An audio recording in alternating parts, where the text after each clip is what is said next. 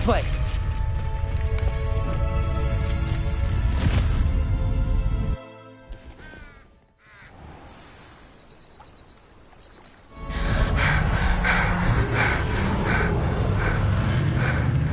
That was a Hebridean black. I'm guessing the egg we have belongs to that dragon. I don't think she knew they had her egg. She wouldn't have left without it. What now? She didn't exactly leave us a calling card. I don't know. Nothing about this day was expected. Not the goblins, and definitely not the fighting ring. The last thing I planned on was a dragon egg. And the poachers saw us, which cannot be good.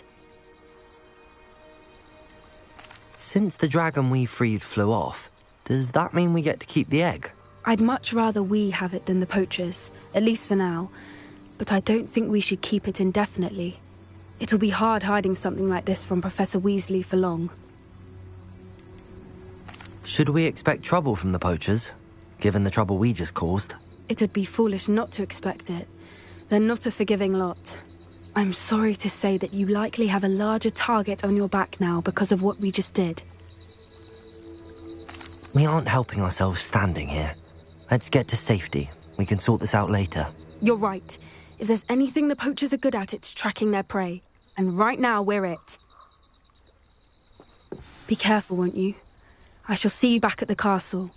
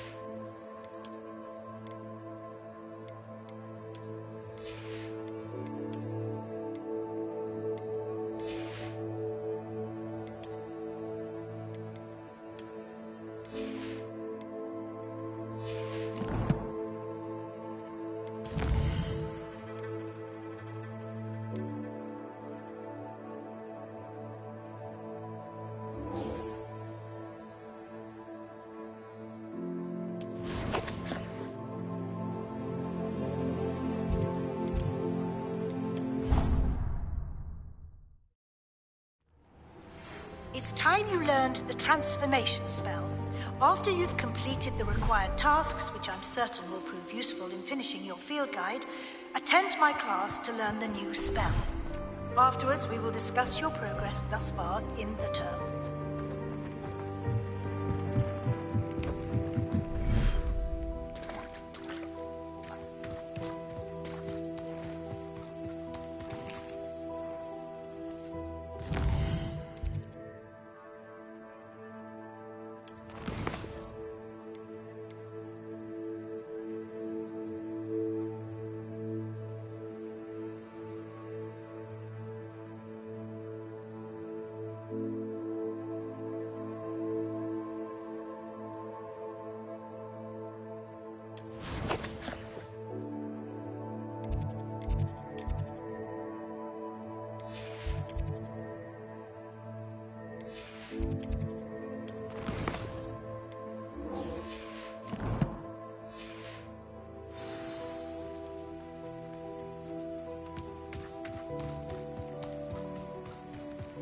Revelio.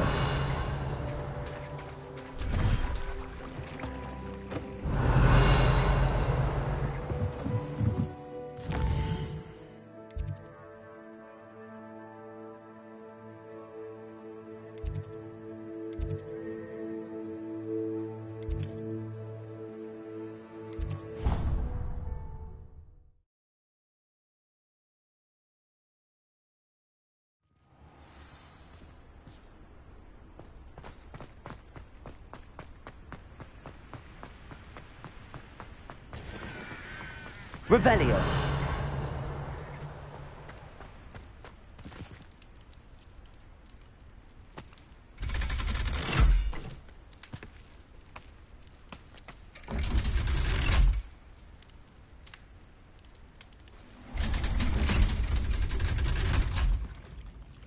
So this is the underground harbour.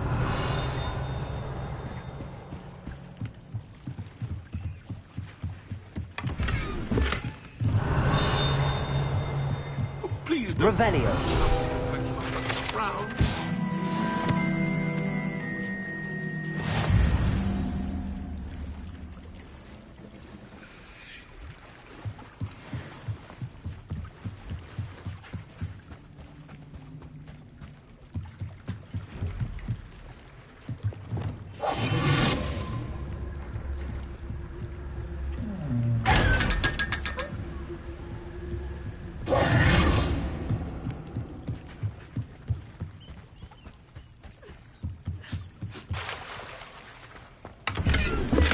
Revelio.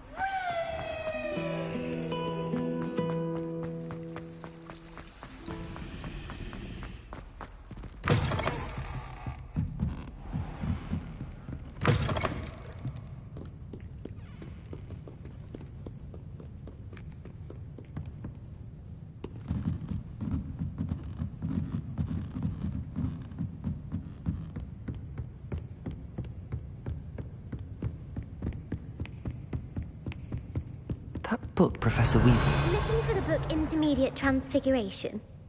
Professor Weasley asked me to, get something from that book. May I have it? Did she now? I'll give you this book if you humour me by answering a few questions from my quiz. Quiz? Some people call bits of knowledge trivia. I would argue that no knowledge is trivial. Hence, I have created a small quiz, just for fun, focusing mainly on the lore of the wizarding world. None of the other students will try it, no matter how many times I ask. They all say they have enough with schoolwork. Ugh, they don't value knowledge the way I do. Surely you're interested. I'll even start you off with a few of my easiest questions. If that's the only way I can convince you to give me that book, then let's get it over with. Splendid! Just a few questions, and then I'll hand over this book. Let us begin. Before the invention of the golden snitch, which magical creature was used in a game of Quidditch?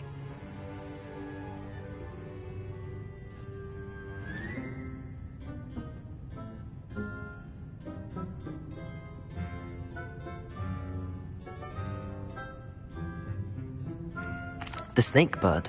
No. Incorrect. The answer was the golden snidget. The snidget was first introduced to Quidditch. Which potion is commonly referred to as liquid luck?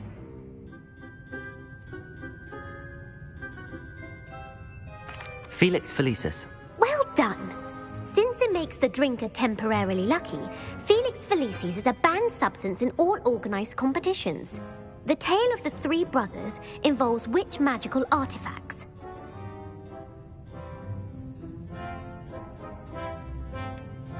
The Deathly Hallows. Correct.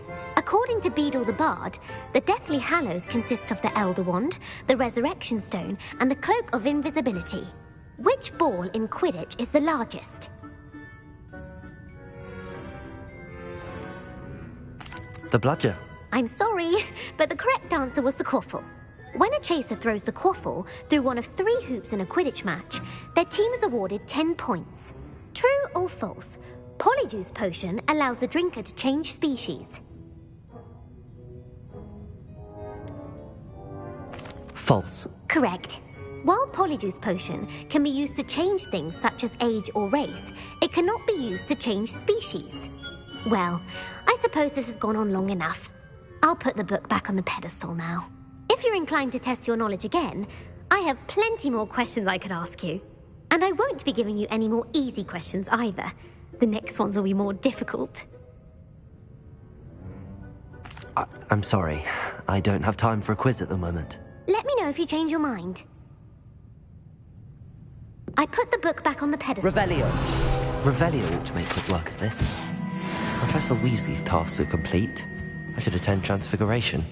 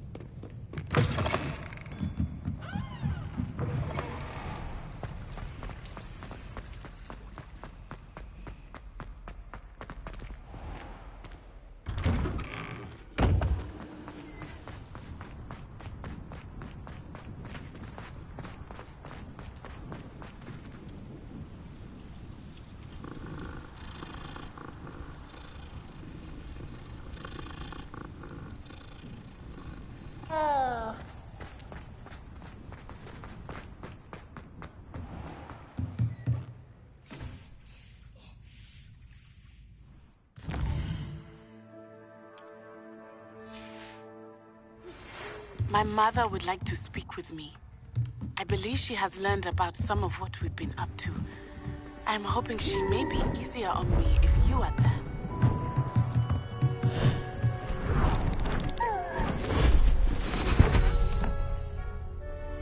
Settle down, settle down. Transfiguration, as you may be weary of hearing me say, is an exact science that can take a lifetime to master. But we needn't be daunted. Almost anything can be transformed if you can just perceive the potential within it. As I see in all of you, tremendous witches and wizards, every one of you. Or it could just be my eyesight. Now, you all know what to do.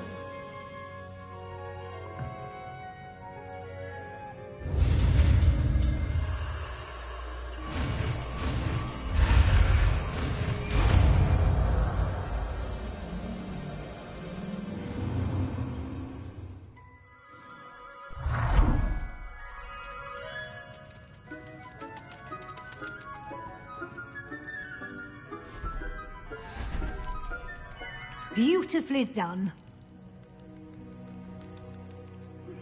Can we meet at the Three Broomsticks? It may finally be safe since we rescued the dragon from Horntail Hall.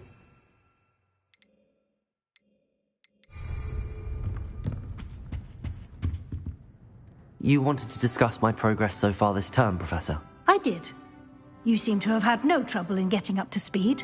And frankly, excelling in your schoolwork this year.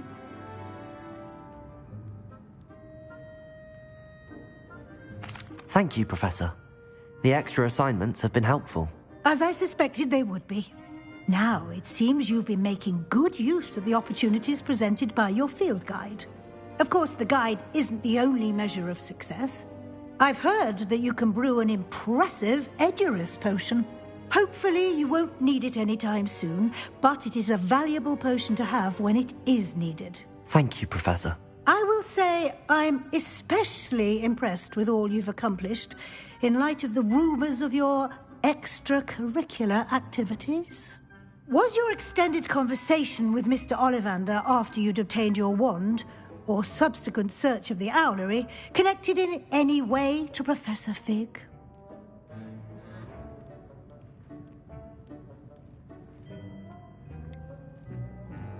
Not at all. I enjoy talking to Mr. Ollivander.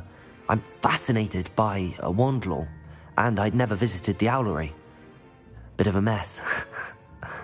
I see. I admire your penchant for learning, but do remember that your classwork and field guide are designed to educate you thoroughly. It'll be the end of the year in no time, and you'll want to be well prepared for your OWLs. I'll provide a final assessment at that time to ensure that you're ready for your exams. Until then, well done. You are dismissed.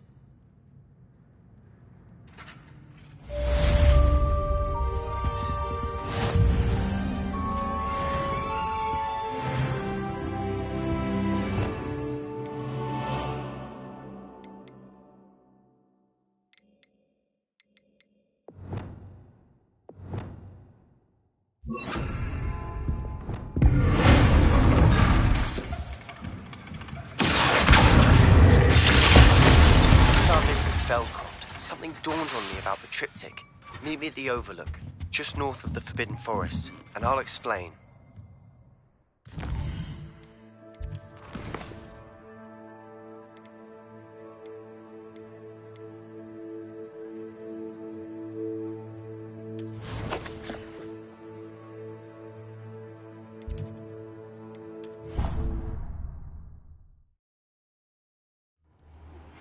My plan with the helmet failed, but I have another idea. I think we may be able to find what we need at a goblin mine south of Hogwarts. Meet me there, and bring someone who speaks gobbledygook. I remember our meet mentioning something about gobbledygook.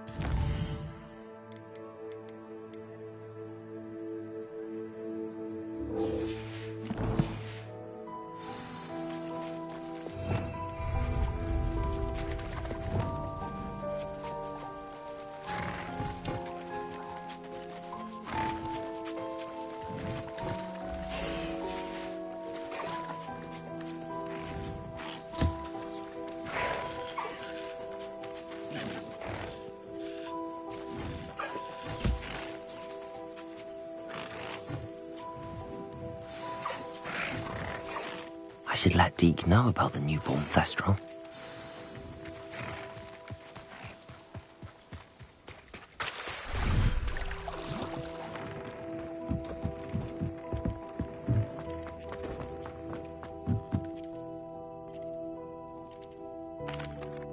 Hello, Deke. You'll be pleased to know that a little Thestral was born. How wonderful to have more Thestrals in our world. Such misunderstood beasts. I'm sorry that we can both see Thestrals, Deke. Deke is privileged to see such majestic beasts, but sometimes wishes Deke couldn't. Deke is to blame. What do you mean, to blame? Years ago, Deke's master ordered Deke to help him capture a phoenix, the rarest of all beasts, that master had spotted high on a cliff. The phoenix was the most beautiful beast Deke had ever seen. Deke begged master to leave her be. When Deke hesitated to climb up the cliff as ordered, Deke had to punish himself. As Deke punished himself, master grew angrier and angrier, and in his frustration cast at the regal bird. Deke suspects the phoenix was protecting eggs when it swooped down in fear and fury.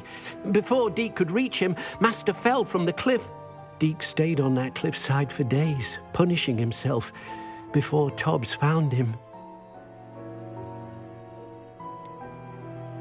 It sounds to me as if your master got what he deserved. Deke never wanted anyone to get hurt. Not the phoenix, not Tobbs, and not even master. Deke often wonders what became of that phoenix. Deke feels fortunate to be at Hogwarts now, helping you rescue beasts. Perhaps Deke can make amends for what came before.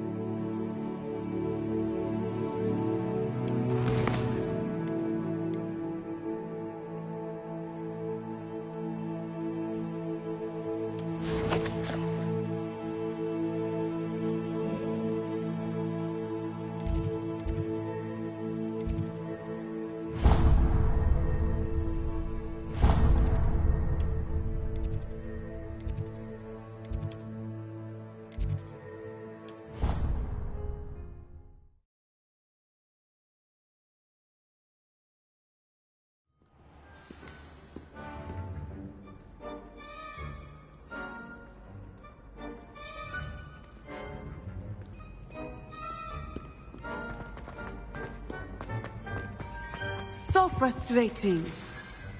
You wanted to speak with me, Mother? I had hoped to speak with you alone, Natsai. Your message mentioned your concern about an unusual creature that was spotted in the woods near Hogsmeade. That could have been anything. You know what it was, Natsai. I am allowed to leave the castle. I am always careful, Mother. Careful? Officer Singer disagrees. She sent me an owl telling me that you have been trying to collect evidence of some kind against dark wizards. She berated me for not keeping a closer eye on you. And she is right. I do not want you visiting Hogsmeade for the near future. But Mother! My little gazelle, you are well-intentioned, but you must not meddle in the affairs of dangerous people. If someone had meddled in Matabeleland, Father would still be with us. I must get to class. Perhaps your friend can get you to listen to reason. So frustrating.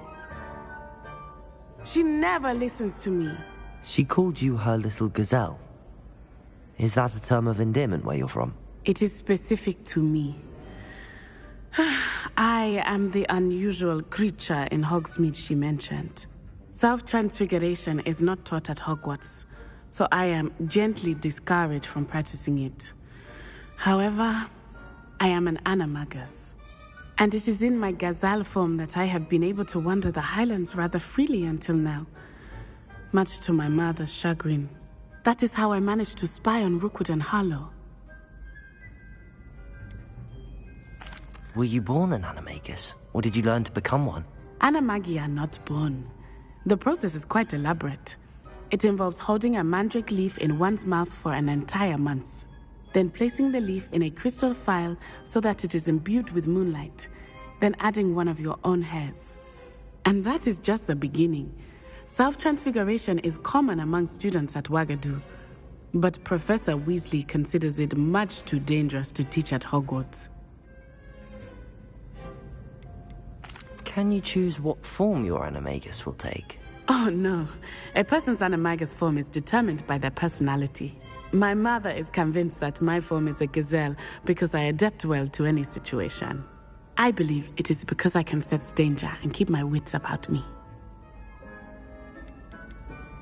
How does it feel to transform into an animal? Well, the first time it can be a bit unnerving.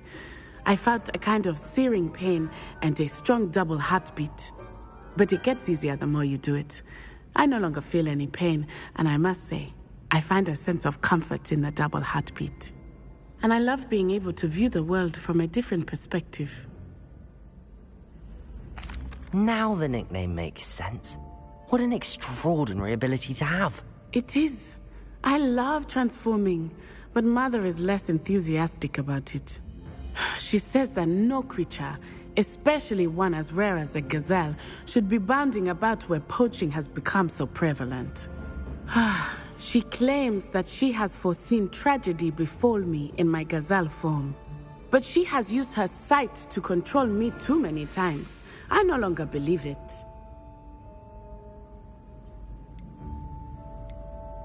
She's concerned for your safety.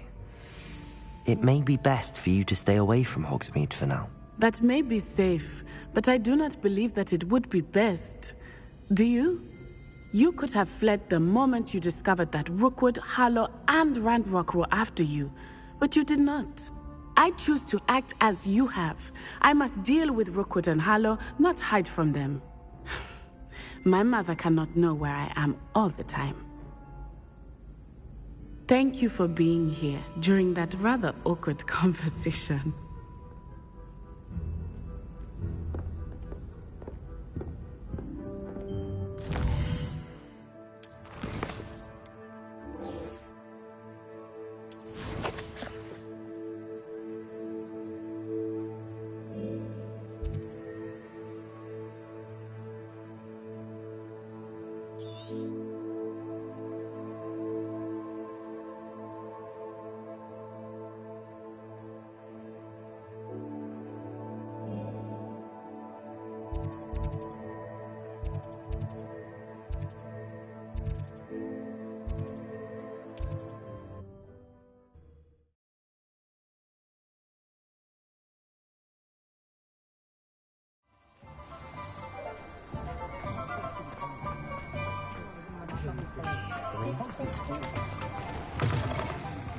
But breaking into Wilfred Lawley's home wasn't the brightest idea. Over here. This is a change of pace from our last outing. Don't remind me. The thought of that tent still makes my blood boil. I've been thinking about those poor dragons in the fighting ring. The collars they were wearing, they appeared to be goblin silver. I think a collar is precisely what we found at that poacher camp. I've never known poachers to use anything like that before. The dragon that attacked my carriage was wearing a collar, and Professor Fig was genuinely baffled by its behavior. That attack always did strike me as a little strange, seemingly coming out of nowhere. Surely you aren't suggesting that the collars somehow control the poor creatures? Exactly. Merlin, I don't think the dragon we set free was wearing a collar, but we should check. And if we can find her, we can return her egg. That's a good idea. We need to see this through. I'll start looking into it right away. There was something else that I wanted to discuss with you. I didn't want to press it before. It seems I may have caused you more trouble with Victor Rookwood. Why is he after you?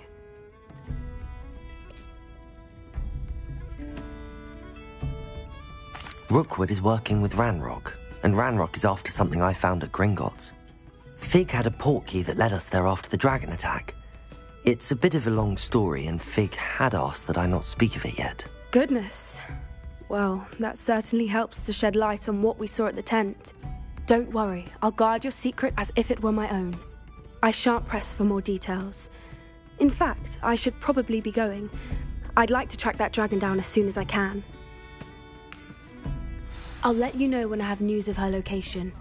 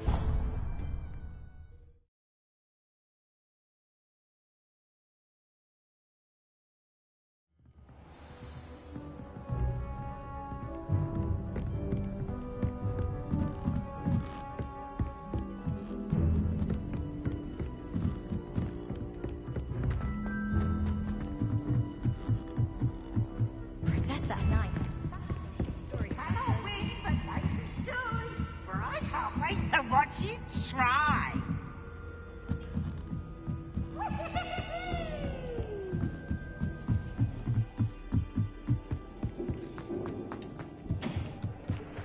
Hello there. Hello, Almeet. Do I recall you saying that you speak gobbledygook? I did. I do. Speak it. Is this to do with the goblin I saw you with in Hogsmeade? It is. His name is Lodgok.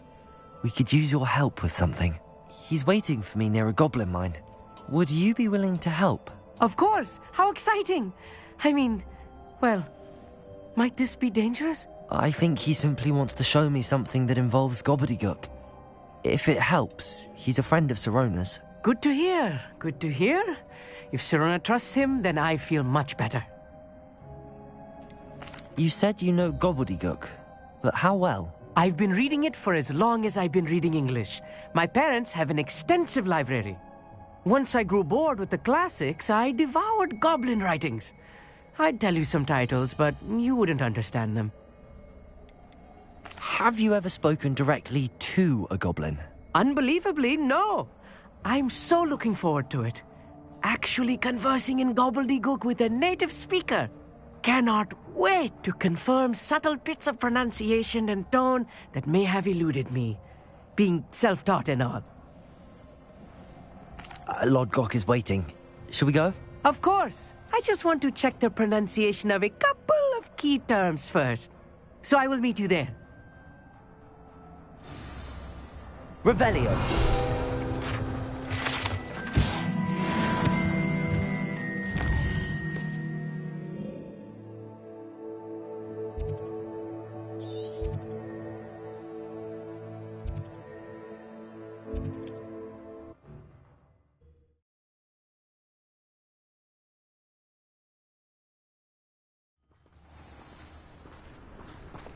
What do you have in store for me this time?